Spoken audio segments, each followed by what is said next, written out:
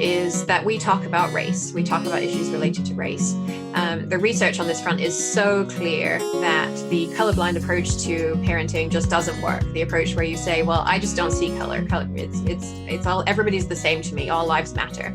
That is one of the most effective ways of raising a child who has racial prejudices. You're listening to Jen Lumanlan on Psychologist Off the Clock.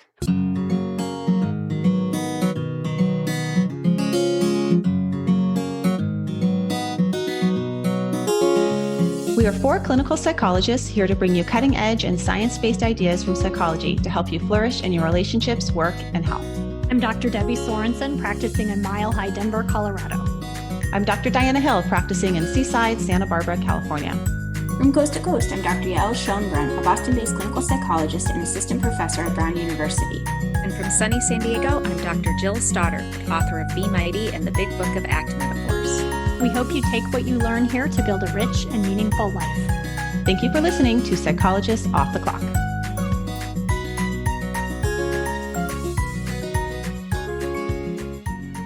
Be sure to check out Praxis Continuing Education for their online trainings. Just go to the sponsors page of offtheclockpsych.com to link to Praxis, and there you'll find a discount code you can use for registration on any live training events. So check it out. We're also affiliates with Dr. Rick Hansen's online Neurodharma program and his Foundations of Wellbeing programs. And you can find out more about them at our website, offtheclockpsych.com. And then I also want to say just a little plug for our podcast. Help us out by making a donation on Patreon. It's a values-based donation. We put a lot of blood, sweat, and tears into these episodes. And we need some support to keep the podcast going because for it to be financially sustainable as we grow, we need a little bit more support to do all of the behind the scenes stuff. So check out Patreon and please make a values-based donation. Hi, this is Diana here. We have Jen Lumanlan on the show, and she's the podcaster from Your Parenting Mojo. And we talk about everything on this episode from parenting pods, the pandemic, how to raise children at a time when we really want to be more racially responsive, being a white parent and how to do that. And I'm curious, I have Debbie here, fellow parent, what your thoughts were on this episode. Well, there was a lot of really interesting food for thought. I really liked some of the conversation around power dynamics and gender and that kind of thing. But I actually just wanted to talk about the piece around what's going on with pandemic and back to school right now that comes up in the episode. And here we are in a situation where a lot of our traditional structures are falling away that support families, that support parents, that support children, that support education. And we're left in this really hard place where we're all trying to figure something out. We're all trying to do our best. It's scary. There's a lot of self-doubt. And in some ways, I think there's a silver lining to that, right? Which is that we're taking a look at some of the things that we just sort of do by default, but that may not be great in some ways. I mean, just as a quick example, I think I realized I spend so much time running errands, like getting the car washed, buying birthday presents, getting my hair cut. And a lot of that stuff, all of a sudden I'm like, you know what? I'm not doing that for the most part, and it's okay. So yeah, but when it comes to the parenting thing, I mean, I think it's really easy to have this idea that there's like a right way to do it and we should do a certain way, but it's actually much more complicated than that. I think back in the spring, you did an episode with homeschooling expert.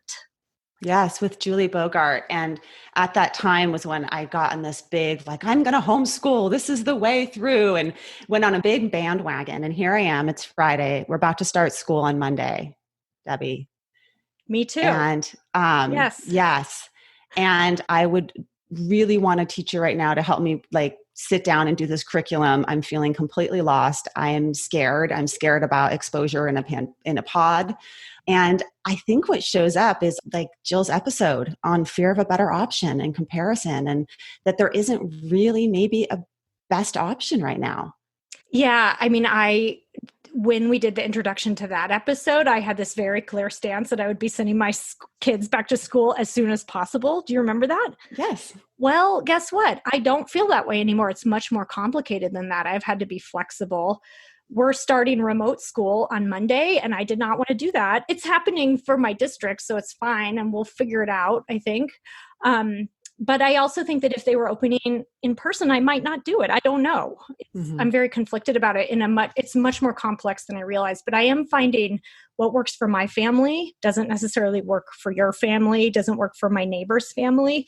And a lot of times I question whether I'm doing the right thing. But I think that that's really universal. Every time I hear about some other family's plan, I have a little pang of, should I be doing that too? But we're all doing the best we can, and kids are resilient. We'll get through this. It's not going to be pretty.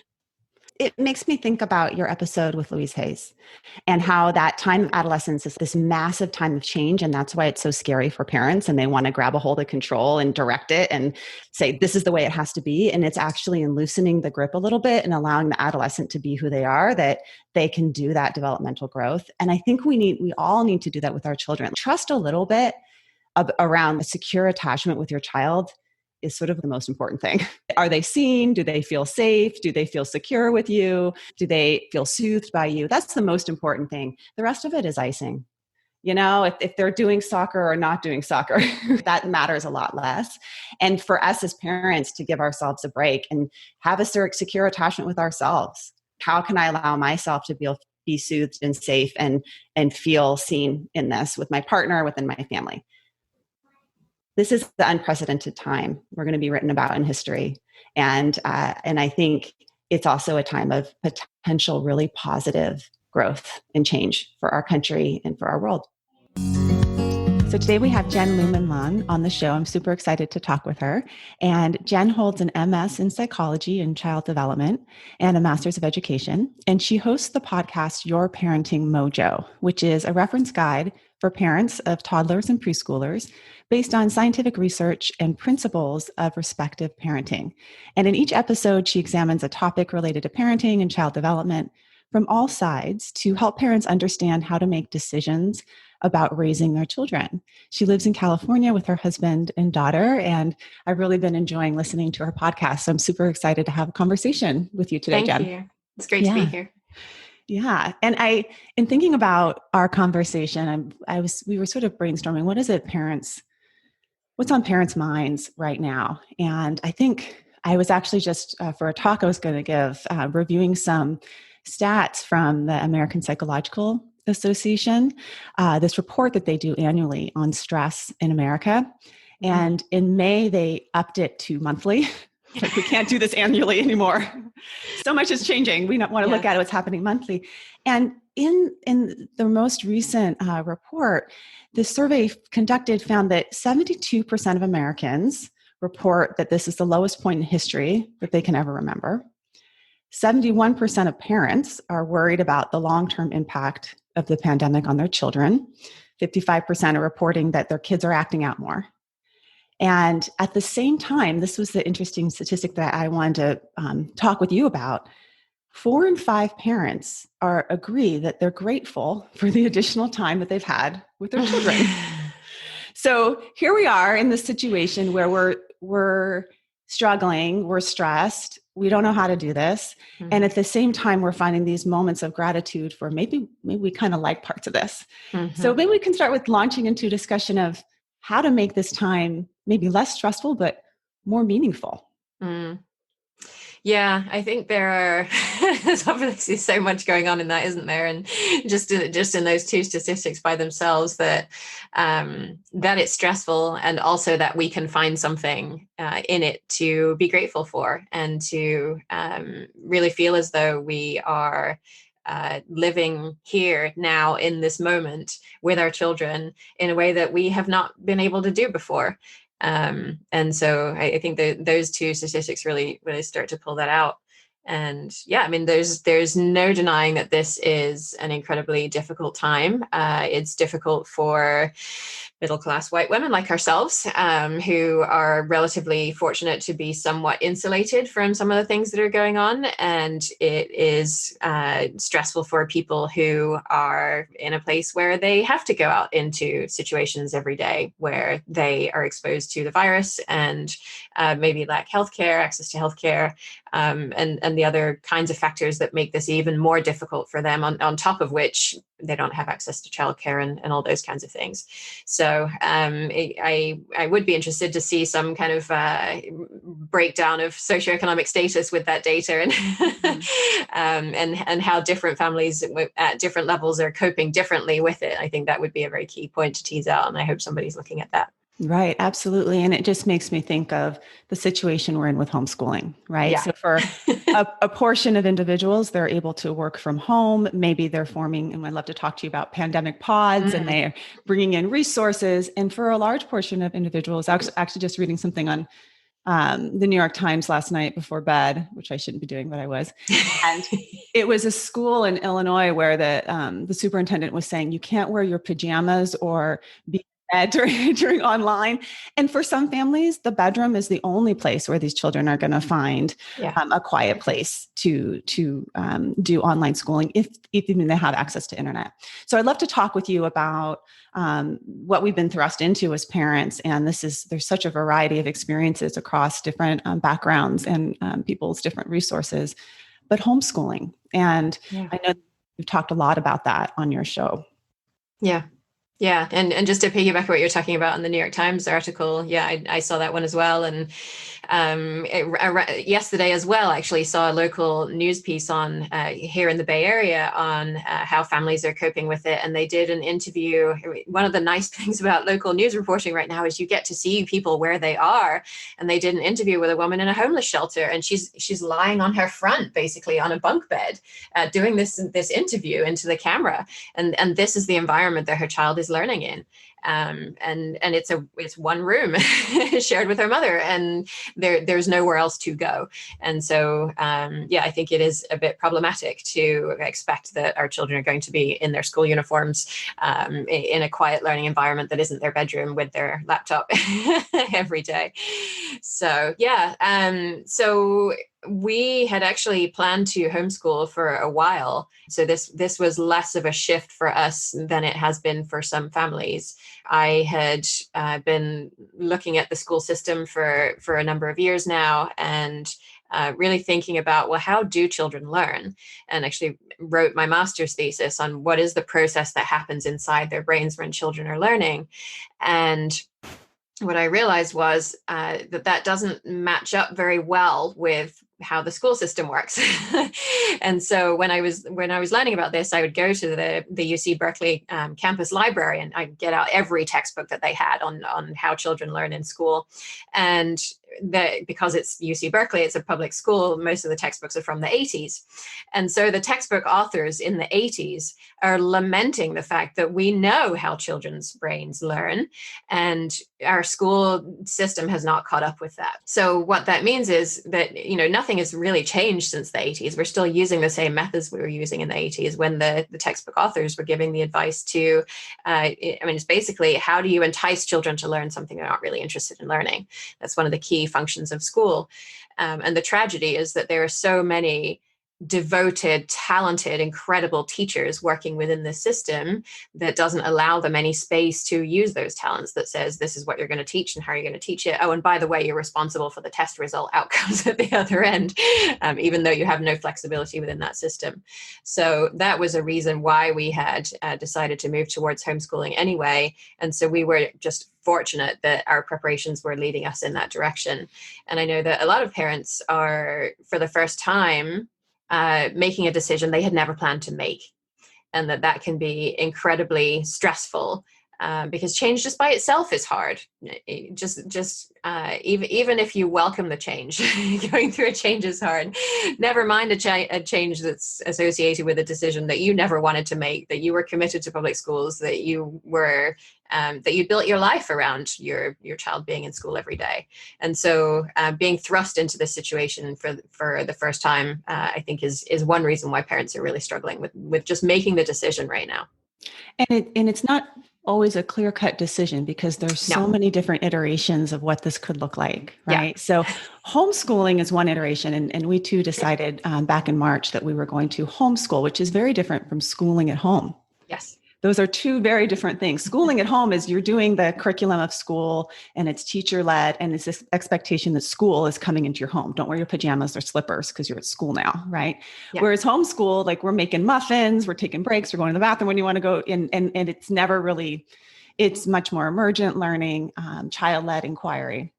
And then there's all these other new outgrowths like pandemic pods. Mm-hmm. And how are families going to do this? How are we going to pull our resources in new ways that some of these have already pre-existed in the homeschool atmosphere, but they are new iterations of it if you're following a curriculum. Yeah. And I think pandemic pods falls into that category. And to help parents make that decision to see what are the suite of options and how do the criteria stack up against each other from my family, I actually created a tool to help families across each of the decision-making criteria. What's our acceptable exposure to COVID? What is my work situation like? What is my partner's work situation like? What are some of the major concerns about homeschooling and pandemic pods and other options? And how do they stack up relatively compared to each other? And so that tool is actually freely available at yourparentingmojo.com/school decision. And you can use that to weight the options and see which one might be the best fit for you. I think for many parents, pandemic pods can be kind of this in-between space. When you're talking about actually homeschooling, you're making a legal decision about your child's educational future. You're saying that I'm going to withdraw them from school, at least for the short term, for a period of a year probably, and that we are going to follow our own path, which may involve a curriculum. You may choose to purchase a curriculum. Some families do. Other families do a more interest emergent learning approach like you are. But the pandemic pods can be kind of this middle ground, because right now we're in this period that's really unique in educational history, as far as I can tell, where you can stay enrolled in the school system and you can also play around the edges a whole lot, like you've never been able to before. So you could have your child log into the lessons every day and do those. Or right now it's possible for you to send an email to your teacher and say, our family's kind of overwhelmed right now, and I'm sorry, we're not going to be able to submit assignments this week. And that right now that is an acceptable answer. And that has never been an acceptable way of dealing with school right now in history. And so that gives us the freedom to play with different models of learning that we may not have been able to play with before.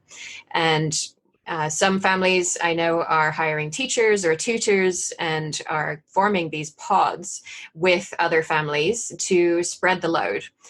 Some families are sharing care amongst themselves and rotating children just between the families with no additional care.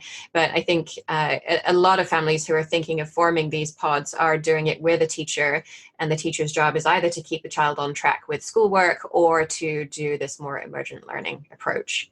And typically when we start hearing about pods, the news articles that have come out in the last couple of weeks have followed this really predictable format, that pods are a great way of helping parents to spread the load, to reduce the burden on them, and to just bring some sanity back to the school experience. And then they go into the social justice considerations and talk about how not everybody has access to pods, and we should consider adding some person of a diverse background to our pod to increase access for those people. And honestly, I think that binary approach where we see pods as something that is possibly detrimental to social justice outcomes unless you sprinkle diversity on the top really lacks a lot of nuance. And that instead what we should be doing is reaching out to communities that maybe we as white parents don't necessarily interact with very often, and talking about, what are you seeing in your community and what resources do you need, and what am I seeing in my community and what resources do I need? Because what we will probably find is people in these communities have been operating these kind of under the radar systems to help themselves cope for a long time. For white families, this may be the first time that our social systems are really breaking down or failing us.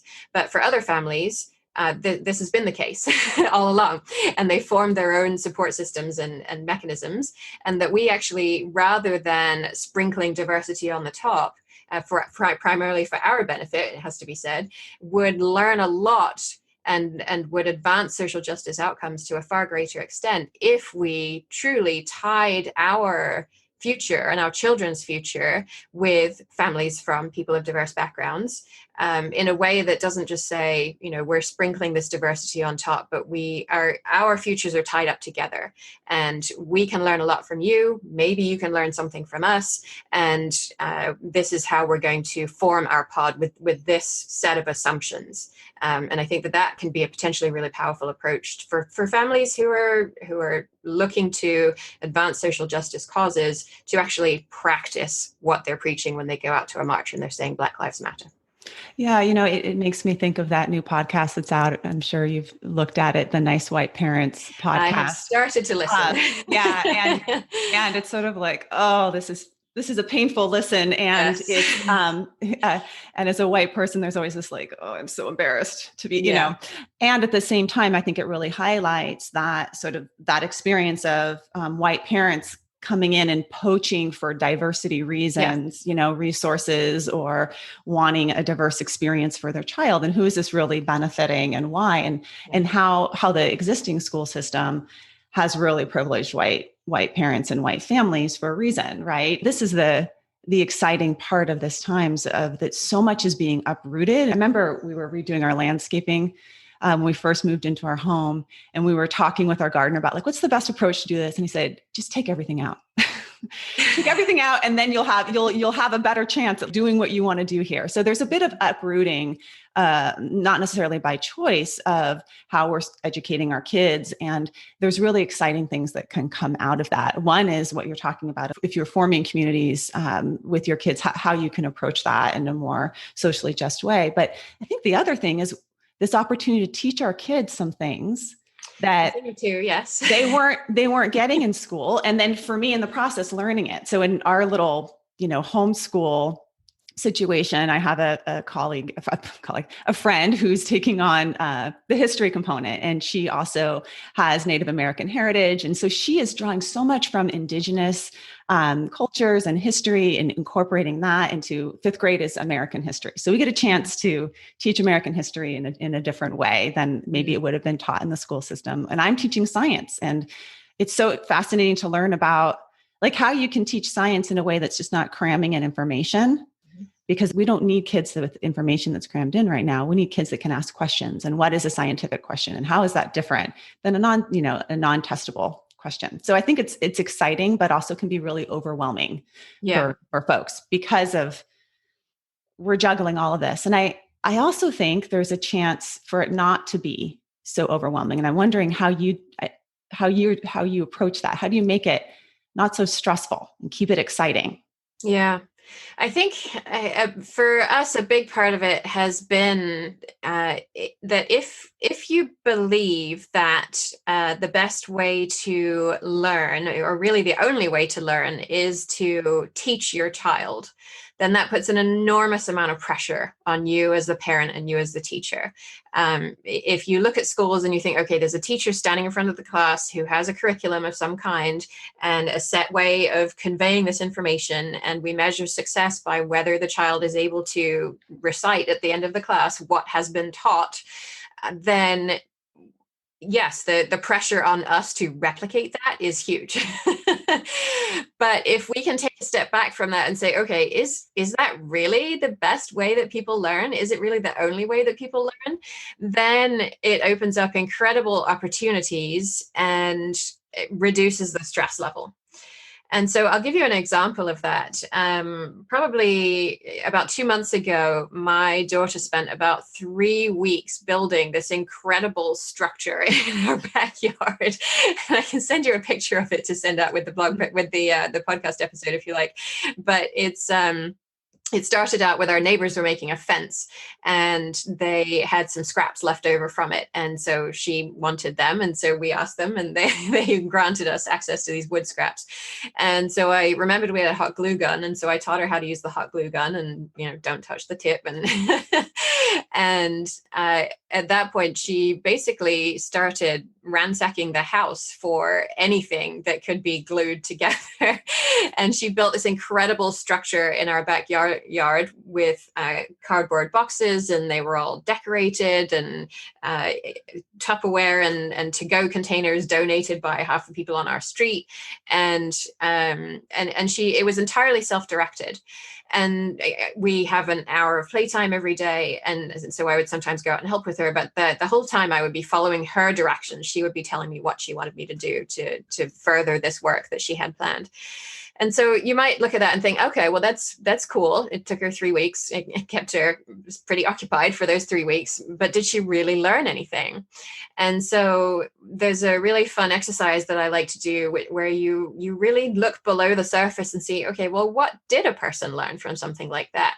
And so I created this checklist, and I thought, okay, well, she learned how to make a plan.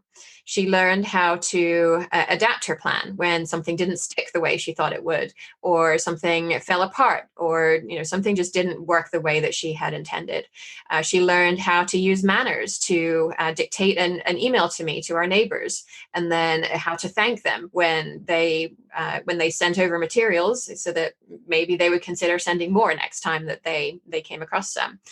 She learned how to persevere and how to keep going when something didn't work the way that she had hoped. And I ended up creating this list of, it was like 12 or 15 things that she had learned. I mean, these are critical thinking skills. These are higher order learning skills, that it's not just reciting some fact or some way of doing things. It's the kind of skill that, I mean, frankly, I couldn't have taught to her if I had tried. And she learned this by herself in our backyard with a bunch of wood scraps and $3 worth of hot glue sticks. Mm-hmm. And so when we see learning in that way, we can just breathe. The pressure is off us, and we can have fun conversations with our children and just be around our children, and that they will learn from us and with their peers through phone calls and through shouting to the neighbors' kids through the fence, and in a variety of ways that don't look anything like a teacher standing in front of a classroom teaching. Yeah. And I imagine that a lot of our listeners who have kids probably could tell a similar story of during this time of the pandemic, of how their kids have been resourceful and created something incredible. And where the friction occurs with educating at home is that when we feel this pressure that we need to pull them from that to go do the worksheet or to go do the material. Yuval Noah Harari has talked a lot about what do our children need in the future? What is the future that we need? These kids are going to grow up to be adults at some point. And the one guarantee is that the only thing that we know for sure is that change is a constant. And we need kids that can be creative problem solvers, that can collaborate with other people. So in that story, you're also talking about collaboration, of looking for, absolutely. I'm not my little unit, but I'm part of a bigger system that may have resources that we can exchange and work with each other. And also being able to, like you said, persevere and persist through and be that sort of lifelong, intrinsic motivated learner. I know that you are that. Otherwise, you wouldn't be doing this podcast. You probably, if you look at my bedside table, it's all psychology books. I look forward to reading them. Yes. It's interesting to me. Yeah. And that's what I want for my children as well. Right. And that my husband's actually in education. And he said that when he was in his PhD program, his advisor said, they're going to school the smarts right out of them. That's my biggest fear. Right. So we have an opportunity to do that differently. Another area that you've talked a lot about in the podcast is how we also uproot some of the belief systems that are in place in our parenting, and in particular, patriarchy in parenting. So you did an excellent show with Carol Gilligan on a few episodes back that I just ate at. I loved it and loved her. And she describes patriarchy as when children are suddenly up against a force that takes their human capacities and divides them into either masculine or feminine and privileges the masculine ones. So I'd love for you to describe how that shows up in parenting and then what you're doing to combat it. And I know we probably both have experiences of personal experiences of how that's happened for our kids. Yeah. Yeah, and I should give a shout out to my co-host in that episode, Brian Stout, who was actually the one who introduced me to the whole topic and who made me So see good. how relevant it is to parenting. And so when listeners are hearing this word patriarchy for the first time or the first time in a while, maybe they're thinking, oh well, that's man hating. I don't hate men. I mean, what really is patriarchy and how is it relevant to me? And so yeah, so patriarchy is not about hating men. Patriarchy is about power. And as you mentioned, it's about taking these human qualities, these are qualities that all people have, and saying that some of them are masculine qualities, and I'm using air quotes for those of you who are listening and not watching, and some of these are feminine qualities. And so when we think about what are these, well, typically masculine ones would be things like logic and rationality and decisiveness and the ability to set boundaries and strength related characteristics. And then these feminine qualities are things like nurturing and warmth and tenderness and surrender. And what we then do under a patriarchal system is we say, okay, well, masculine qualities are superior to feminine qualities. And so that creates all kinds of problems, not least of which because all people have all of these qualities.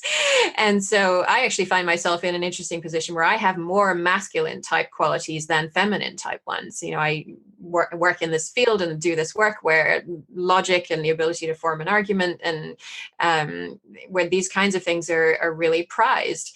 And a lot of the emotional qualities as well, I have more on the masculine side than the feminine side.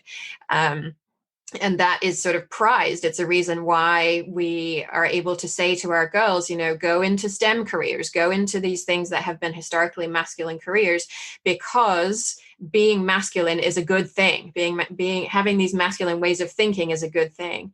If you think about it, do we ever encourage our boys to go into caring professions that are currently considered to be feminine dominated professions, mostly because they're low paid, low status, because we don't privilege caring, we don't privilege nurturing? No, most of us don't. I mean, has any parent of a boy who's listening to this episode encouraged their child to be a nurse, to go into some kind of caring profession? Probably not. And so what we see is that these systems that privilege the masculine over the feminine, they don't just hurt women, they hurt men as well. Because men and boys have this intrinsic need to be nurtured, to feel loved. But they are told, well, that's not allowed. You're not allowed to express any emotion that isn't anger. If you're crying, we tell our boys, stop crying, man up. Real boys don't cry, men don't cry. And so what they learn is they're not allowed to express any emotion except for anger. And so that's one of the ways in which we have the most power, I guess is the wrong word, but the most potential to influence the way we either pass on patriarchy or don't pass on patriarchy to our children is through the way in which we use power in our homes, because that's really the key. In the episode with Carol Gilligan, I loved the line where she said that boys are taught to respond, I don't care. Yeah. And girls are taught to respond, I don't know. Yeah. And what's interesting when you're talking about the feminine qualities being devalued, what actually plays out in some of the research is that it's those very feminine qualities that are key in our emotional intelligence. And we had Daniel Goleman on the show a while back, sort of one of the leaders in emotional intelligence. And he talks about how in higher level leadership, it's actually emotional intelligence, which includes things like empathy and awareness of your own emotions, that is what creates a good leader, that what sets a good leader apart. So yes, this is harmful to our boys as much as it's harmful to our girls, this devaluing of these masculine qualities. And I know for myself, I saw it firsthand when I have two boys and they started doing sports. And my little one was 6 and he was going on to his first baseball team. And the coach came out to the huddle and he said, there's 2 rules in baseball. He's saying these to little 5, 6, 7-year-olds. There's 2 rules in baseball. The first rule is have fun. And the second rule is we don't cry in baseball. And I wanted to go punch the guy. It was as if as if I had girls and someone came up to them and commented on their body size or, you know, like I felt this fire inside of me. And then here's the clincher is that as a mom watching this, I felt like I couldn't step onto that field and go talk to this male coach and say, this isn't okay, because it would just be like, oh, these soft moms. Yeah. And that's the real predicament we're in, even if we don't necessarily believe it in our household, or maybe we are perpetuating in our household, but we don't know. I mean, I think you definitely talked about that on the podcast. Yeah. Yeah. Probably that story just gave me the goosebumps. Yeah. Yeah. And that's a very sort of externally focused example of it. But there's stuff within our house that happens all the time. I was doing an interview with Hannah and Kelty, who host the Upbringing podcast that I think you would also enjoy and your listeners would also enjoy. And they were talking about how they'd been to a Black Lives Matter march, and they're talking about resist and that we need to dismantle systems of oppression. And they get home and one of the children doesn't want to brush their teeth, and the first reaction is, go brush your teeth. And so these systems of power exist within our families. And because it's the way we were raised, you know, children, when I was raised, you don't answer back to your parents, you just don't. And so to choose a different path is something that you have to make a very conscious decision to do. And I'm not saying that we should be in a relationship where we're completely permissive and that, well, if a child doesn't want to brush their teeth, well, yeah, that's great. You don't have to brush your teeth anymore, sweetie. There's no problem with that. But if we can instead understand, well, why doesn't the child want to brush their teeth, and address those underlying needs, then we can work towards a solution that actually works for both of us without us needing to exert this power over them that we have been doing historically. And because it's so baked into, I mean, every aspect of how we raise our children, it's so difficult to take that step back and think, okay, what am I about to say? And is that what the message and the relationship that I want to have with my child? And how could I do that differently? And so a big part of my work is helping parents to make those different choices that are grounded in their values, but that they don't see the discrepancies between what they truly believe are their values and the ways that they're interacting with their children on a daily basis. And I think there's an element of emotional avoidance here on the part of the parent too, right? Because I know for myself, when I'm the most like domineering and the least like present with my kids is when I'm wanting to get out of that moment. Like I don't like the feeling that I'm having, that my child is having a feeling, and I want to control that. Yeah. Or I have some agenda that I'm trying to get to, and I don't have the time to sit down and like go through why this Lego structure that broke is so important to you, but I just need to get the room clean so we can go to bed, you know? And so I think that's also part of it, like the attunement in our own work with our own emotions and our own ability to sit with and allow and value our emotional experience as parents. Yeah, it's incredibly important. And I mean, basically what we're doing when we're doing this work is we're reparenting ourselves at the same time as we are trying to make these choices that are going to shift the interactions that we're having in our family. And just the reparenting yourself is incredibly difficult work. Seeing the ways that the choices that our parents made, that we can acknowledge were usually grounded in a desire to do what was best for us. They were doing the best that they could with the tools that they had. But what we see now is that a lot of these decisions left us in a place where, we feel triggered by things like mess, by everyday situations that pop up with our children. And a lot of parents come to me and say, well, when is my child going to grow out of this behavior that's driving me nuts? And so my task is then to say, okay, well, it's actually not the child's behavior that's the issue here. That's not the problem that you're having. The problem that you're having is that there's something going on, probably related to something that happened when you were younger, that caused some kind of traumatic stress response in you. And that when your child engages in this behavior, that comes right back. And you react without having the space to choose a different response. And so we work through a lot of tools where we create space to be able to have that moment where we then can choose. We're starting to nudge towards acceptance commitment therapy language here, aren't we? Where we unhook from old narratives and that aren't serving us anymore. because these systems did serve us for a very long time. They kept us safe. But now as parents, they are not serving us. They are creating rifts in our relationships with our children. And so we can create new paths of learning, of being with our children when we make different choices. And that's a big part of the work that I do with parents. Yeah. So we're reparenting ourselves in terms of how to respond when our emotions show up, how to stay aligned with our values and that acceptance commitment therapy way. And we're also, going back to the education thing, we have traumas around our own education, and say we have traumas around how we learned math or how we learned writing. And Julie Bogart, who is also on our show, and she's an excellent resource in homeschooling, talked about how we have to work through our own educational traumas as we're teaching our kids and how that will show up. And then at the same time, we're also working on, and I know for you and me as two white moms, working on our racial identity and how do we want this environment with our kids to be different maybe from the environment that we, at least for me, that I grew up in. And I'm curious if you can speak a bit to that, of how you're bringing your own understanding of your white privilege as a mom and in your household into your parenting. Yeah, I mean, that's definitely been a journey for me. I would say it probably started 4.5 years or so ago. Up until that point, if you'd asked me if I have white privilege, and specifically white privilege as a parent, I kind of wouldn't have known what you were asking, what you meant.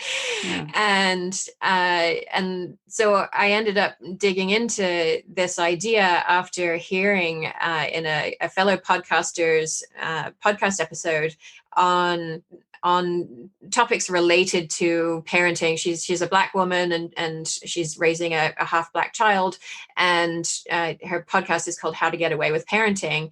And she had done this episode and talked about how a Black parent cannot have their child take their own snack and their own toy into a store because somebody might think they stole it.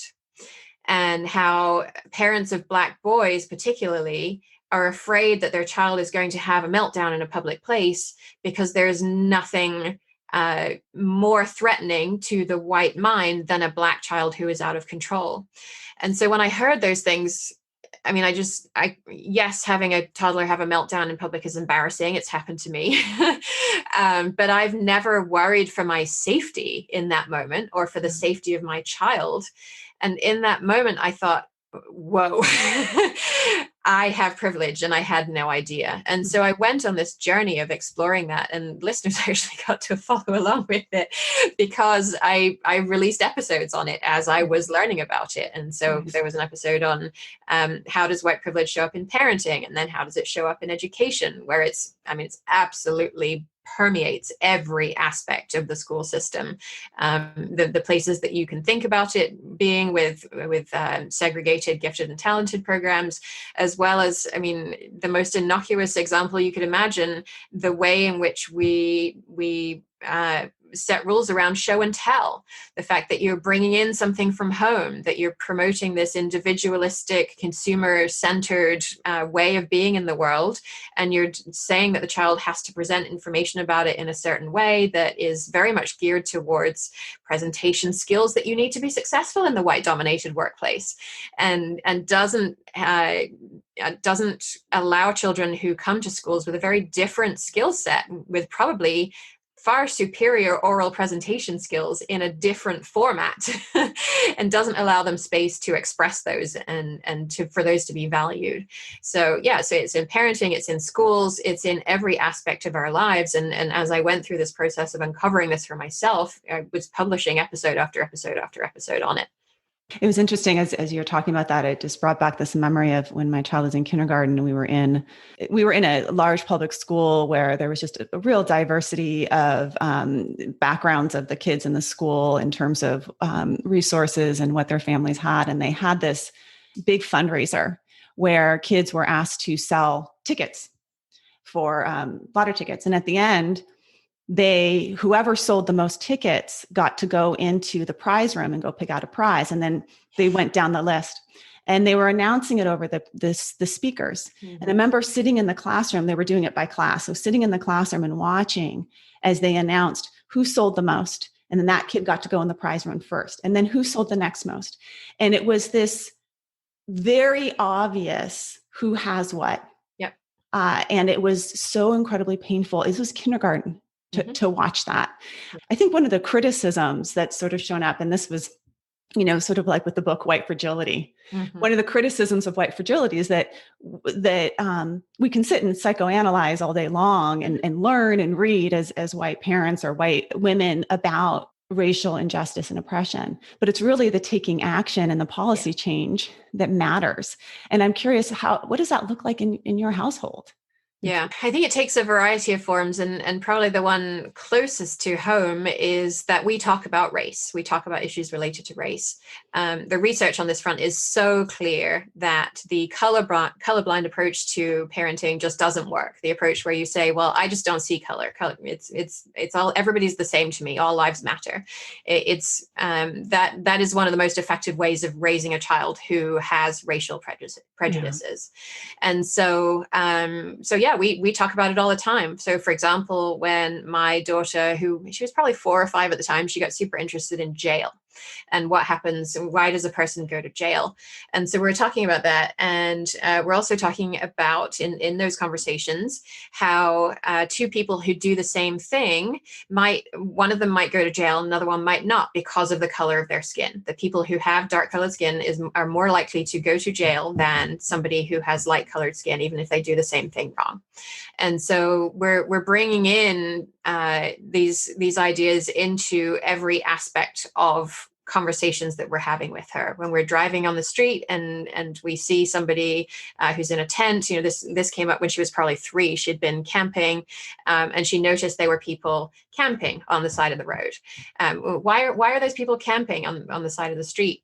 And having conversations about that. And why is it that most of the people that we see in our local area where there are people camping on the side of the street, why are they Black? Why do they have dark skin? And what are some of the structural reasons that mean that they are unable to get jobs? Why is that? And these are conversations we're having with a 3 and a 4-year-old. And I think that it's also equally important, and what we're trying to do in our household as well is really highlighting the strengths and the richness of different cultures, different backgrounds, different races. So like one of the things that we've been doing at night is we do bedtime Black history. And we have these great cards. They're flashcards. Yeah, the Urban Intellectuals ones. Yeah. And so we just each pull a card, and we love the STEM deck in particular. And we each pull a card and read about an artist or an innovator or a scientist that have changed our world. Yes. It's also not only talking about racism and social injustice, but also talking about the richness here in America, American culture that is built and really sourced in Black history, but also a number of different backgrounds. I think there's also a lot of opportunities for me as a white mom to really question some of my daily practices, because I've been so through the lens of my white experience that I haven't seen it. Yeah. Yeah. And seeing this in a positive way, I think is really important. We shouldn't just be having the negative conversations with our children. We absolutely need to be having the positive side as well. Mm-hmm. And I think that yes, we need to expose our children to people in these diverse environments. Ultimately, what we need to do is we and our children need to have true relationships with people who look different from us. Yeah. And that this is part of the promise of this time, is that these relationships can be grounded in interests. We're not just throwing children together in a classroom who don't have any particular interest in common other than the fact they are the same age, but that we can, if our child is interested in soccer, we can enroll them in the soccer league across town that we wouldn't normally go to, maybe that none of the kids from their preschool are enrolled in, instead of staying with all the people who look like us and having a team of people who look like us. And we can show up to those games, and we can bring snacks, and we can share snacks with the other people, the other parents at the game, and form these friendships that are based on interests, that are true friendships. It's not just, well, I want a diverse friend, so I better go and find one. Right. It's, here's this thing that we have in common. We're tied up in this together. And our children's success on this soccer team is bound up together, and that to me is really where we want to be going with this. And so I actually have a post called, I think it's up to 39 things that white parents can do to work on social justice, racial justice issues. And it's basically kind of graded so that you can kind of start where you are. That if you've never had a conversation about race with your child before, then that's a really good place to start. Increasing the diversity of your child's bookcase, all these kinds of things that you can take action on in your home to start having these conversations. And then how do we take that out into the world? We need to, when we see systems that are working to increase our privilege, to perpetuate our privilege, we need to start breaking those down. So my daughter's school may still have a policy that if you knew somebody already at the school, then you would go to the front of the line for admission. And so that actually worked really well for us when our care fell through, and we knew 3 families at the school and they vouched for us, and we got in with no difficulty whatsoever. But what it means is that if you don't happen to know the mostly white families at the school, then your application goes to the back of the line. And so I wrote to the administrators of the school and said, I just realized in my privilege that I benefited from this system that is making it more difficult for diverse families to be able to attend this school. Would you consider revising that policy? And so they said they would take it under advisement and they would discuss it. And we're obviously no longer enrolled in that school anymore. And so my hope is that the policy has shifted and that they now will admit on sort of a level playing field approach, as it were, or possibly even an approach that allows a greater diversity of families than has historically been at that school. But that's a tiny example of the kinds of work that we need to be doing, that when we see something that benefits us and that perpetuates our privilege, that we need to ask, is that the way it should be working? And if we think it's not, then what step am I going to take to change that?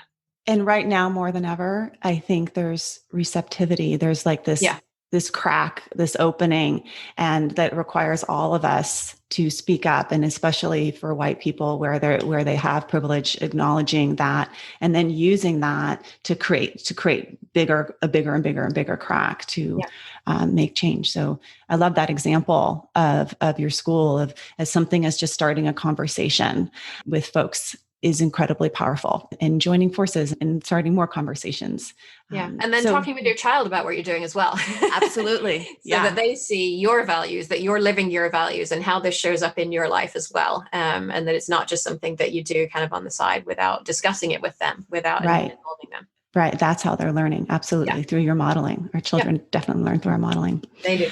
You've mentioned a tremendous amount of the resources that you offer on your website, your podcast. I know you also have some offerings of online learning. Can you tell us a little bit about those so that if folks want to learn more from you and participate in those, what they learn about? Yeah. So everything flows through yourparentingmojo.com. And that's where you can find all of the podcast episodes that we've talked about. And I'll send you links to some of the ones that we spent the most time on, so that folks can navigate directly to those if they want to. There's the podcast episodes tend to dive deeply into a specific topic like patriarchy, like issues related to race, like grit or growth mindset, or some of the topics that there's lots of research on. And then I also produce blog posts that kind of cut across all of those and say, well, okay, if we tie together what we know about race and about patriarchy and about grittiness, for example, what does that tell us about how to move forward in the world at the moment? So those resources are freely available. And then there's also a variety of courses, from the Pandemic Pods in a Box course that helps you to figure out, okay, is a pod the right thing for my family? And if it is, how do I go about finding other families and hiring a teacher and putting a contract in place with the teacher and baking the social justice considerations into the entire way the pod is formed, rather than it being an afterthought or not a thought. So that walks you through as every aspect of that decision-making process. There's also the confident homeschooler, which helps you to see, okay, could homeschooling, like withdrawing my child from school, be the right option for my family? If so, what could it look like? Would we follow a curriculum? Do we need to follow a curriculum? Would my child ultimately learn more if we didn't follow a curriculum, and would it be less stressful? So those are a couple of resources. They're probably most relevant to parents right now. And then I also have a couple of memberships as well that I'll be opening in the coming weeks, where I support parents in two aspects related to parenting and related to learning. So on the parenting side, really digging deeply into some of the issues that are facing all parents, like tantrums. That's kind of where we start. How do we deal with tantrums in a way that means we don't actually have to have a tantrum on the same topic more than once most of the time? And then once we've solved that, how do we kind of take a step back with the space that we've created and say, okay, what are my values about parenting, and how am I going to align my daily interactions with my child with those values? How do I talk about this with my spouse without getting their back up? Because there tend to be a lot of ways that the parent who's doing all the research on this might present this information to a spouse that may not be welcomed. And so how do we get on the same page, and where is it okay to not be on the same page? And then going from there into topics like raising healthy eaters and navigating screen time and all of the kind of daily challenges. So that's the parenting one. And on the learning side, it's really about how do we support this intrinsic love of learning that children have when they're young, that research shows by second grade is in many children is just gone. When researchers show up in classrooms looking to study curiosity, what they find is children asking, well, how do we do this thing? And is it going to be on the test?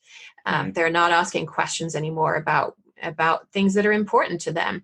And so how can we support them in continuing to ask those kinds of questions and find those answers and learn how to learn, whether or not they're within the school system? So, so all of that's at yourparentingmojo.com.